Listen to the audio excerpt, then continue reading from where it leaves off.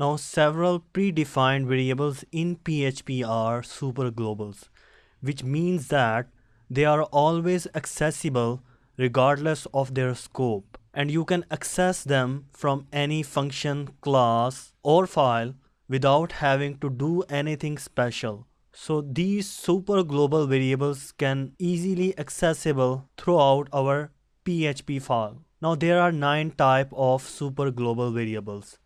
First one is global, then we have server, then we have request, then files, and then session, and thereafter we have env environment. And you can see, except for just one variable of globals, all of these variables start with the dollar and then underscore sign. Now these are the 6 variables that we called super global variables. Now there are 3 most important variables that use in PHP in tremendous amount of places.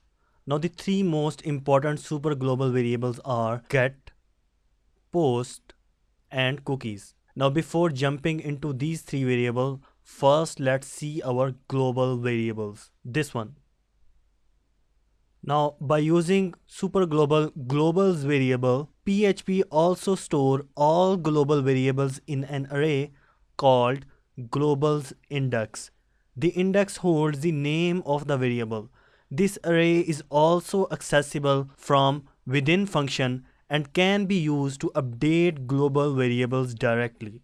The example on the screen is the example of our globals variable, in which we have variable of x, then y, then in the function of myTest, we are just adding these 2 variables into the same variable of y, and we are using these x and y local variable inside of our function. So let's see it in our editor practically. Now I have this file of super global variables. So let's paste some super global globals code, in which I have variable of x and y, and inside the function of addition I'm using globals index to add our global index of x and global index of y.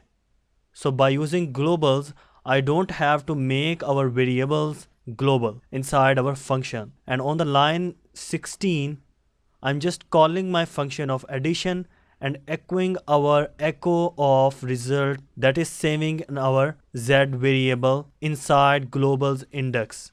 Now let's save this and seeing it in browser. We have this file of super globals. See, now we have our 100 here. So by using super global globals arrays index variable, you can put your variable in the form of arrays index. Now if you want to see the inside structure of this global super global variable, then you can just simply print r, saving this one out. Let's add br tag here. Now it has given us the structure of our super global globals variable. Until now we are not familiar with the highlighted code, so let's see it from here.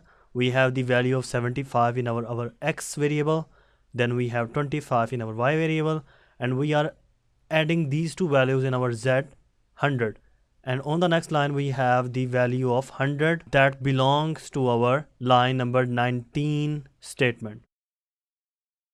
Now just a moment ago I told you there are 3 most important super globals that fulfill user request on web. First one was get, then we have post, and at last we have cookies. So the post super global variable is used in our web forms in standard contact us form on our web, that is used to collect data from user and send on to our server for the further processing. Now the most common example of get variable is URLs and links, how the user search on a web and how the links on the web browser be formed.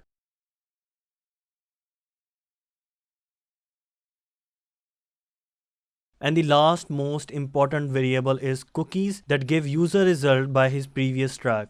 Now we are going to look into these 3 most important super globals variables in details in upcoming movies. So just hang in there.